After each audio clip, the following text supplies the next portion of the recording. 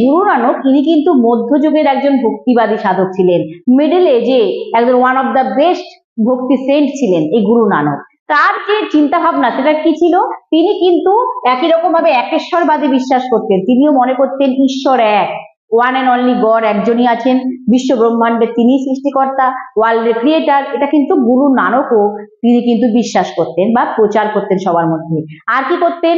তিনি তার বলতেন যে সকলের মধ্যে সমতা, মানে সবাই ইকুয়াল, মানে জাতি ধর্ম বর্ণ যে লিঙ্গ সবকিছু নির্বিশেষে সবাই আমার কাছে সমান, সবাইকে তিনি আপন করে নিয়েছিলেন। তার সঙ্গে সঙ্গে তিনি সত্য ও ন্যায়ের পথে জীবনকে চালনা করার কথা বলতেন।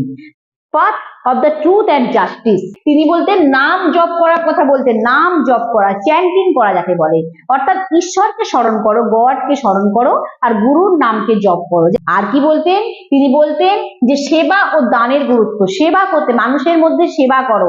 এটা ওনার ভাষায় উনি বলতেন যে ভান্ড চাকনা, ভান্ড চাকনা মানে তোমার সম্পদকে তুমি অন্য সবার সঙ্গে ভাগ করে নাও, তোমার অ্যাসেটকে তুমি সবার সঙ্গে শেয়ার করে নাও, আর সেবা করো, সবার মধ্যে সেবা দান করো, সেবা করো, ডোনেশন সার্ভিস এগুলোর উপর গুরুত্ব দিয়েছিলেন। আর গুরু নানকের সময় কিন্তু লঙ্গরখানা চালু হয়েছিল। লঙ্গরখানা, তোমরা যদি পাঞ্জাবে গিয়ে থাকো ওখানে গুরুদ্বারাতে যেতে পারো, বা গুরুদ্বারা তো সব জায়গাতেই আছে, তো গুরুদ্বারাতে গেলে মানে যেটা শিখদের আর কি পবিত্র স্থান, সেই গুরুদ্বারা গুরু নানকের যেখানে স্মরণ করা হয় সেই জায়গায় দেখবে অনেক লঙ্গরখানা আছে। লঙ্গরখানাতে সব রকম মানুষ কিন্তু একসঙ্গে বসে হাজার হাজার মানুষ প্রতিদিন খাওয়া দাওয়া করে। এটা কিন্তু গুরু নানক চালু করে দিয়ে গেছিলেন, এই লঙ্গরখানা বা লঙ্গার হলের কথা। গুরু নানকের তিনি নিজস্ব কিন্তু তিনি কোনো ধর্ম কিন্তু তিনি প্রতিষ্ঠা করে যাননি। শিখ ধর্ম যেটা হয়েছে সেটা কিন্তু তিনি প্রতিষ্ঠা করে যাননি, তিনি কিন্তু শিখ রিলিজিয়নকে এস্টাবলিশ করে যাননি।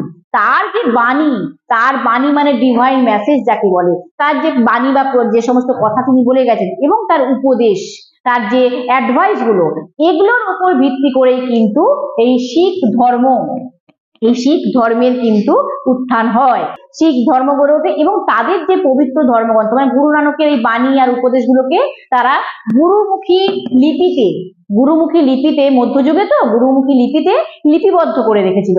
সেই পবিত্র ধর্মগ্রন্থের নাম কি? গুরু গ্রন্থ সাহিব। গুরু গ্রন্থ সাহিব শিখদের পবিত্র ধর্মগ্রন্থ।